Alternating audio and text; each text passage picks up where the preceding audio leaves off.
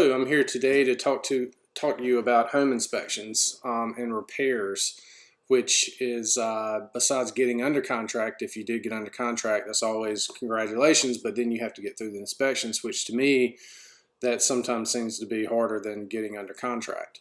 And it also depends on the house age, and it depends on the mentality or the I guess where the seller's at, where the buyer's at, if they're willing to negotiate, and that's what it's all about, is negotiating. So um, when you get under contract, you will have a home inspection, or you better have a home inspection.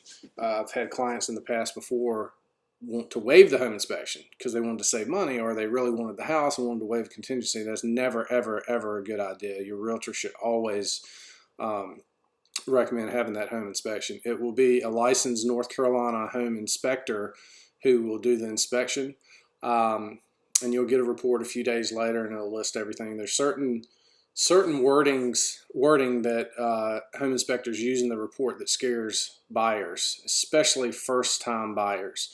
The inspectors have to use certain wording for per their license, per training. But it is scary, and first-time buyers, they'll hear something like, if a house, I think it was code before, or was not code before 2005, and now it is code, but CSST piping for the gas pipe into the house, if it's not bonded to the electrical system, the report will say house could explode if there's any sort of puncture in the line or a lightning strike or something. So people see that and totally freak out, want to get out of the contract, not buy the house on. That's not the case. If it's not bonded, a seller wants to say, well, it wasn't code when I bought it.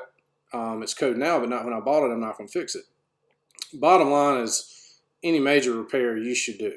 Any safety item, HVAC, electrical, plumbing, you should take care of that. But that's just certain things you might come across in a contract. The contract actually says, and I have sellers point this out all the time. Inspection report will come in, they'll say, well, I'm not fixing anything. The contract says house is sold as is. Well, the contract does say that. Paragraph 4D in the offer to purchase says that.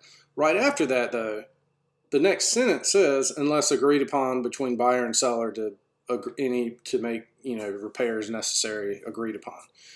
And that's what it's all about, is negotiating and agreeing upon certain repairs. If you get in a deal and the seller, you get all the way to the inspection, the seller just says, I'm not fixing anything.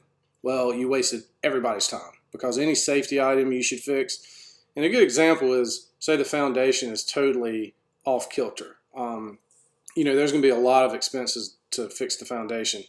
The buyer puts in a request saying, please fix the foundation. The seller goes, no. Well, something like that can be construed as a material fact.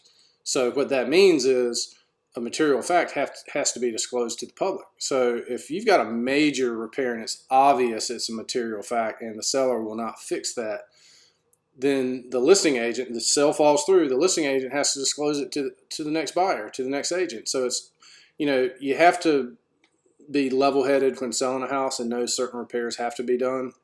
And on the flip side, buyers need to know not to ask for every single thing.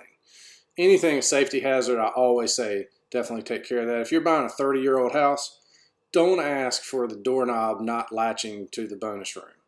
I mean, if you've got an electrical panel that has some bad outlets in it or whatnot, definitely fix that.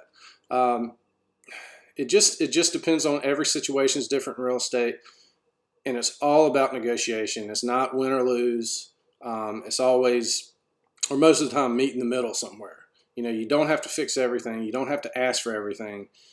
But safety items are definitely something you should be concerned about when buying a house.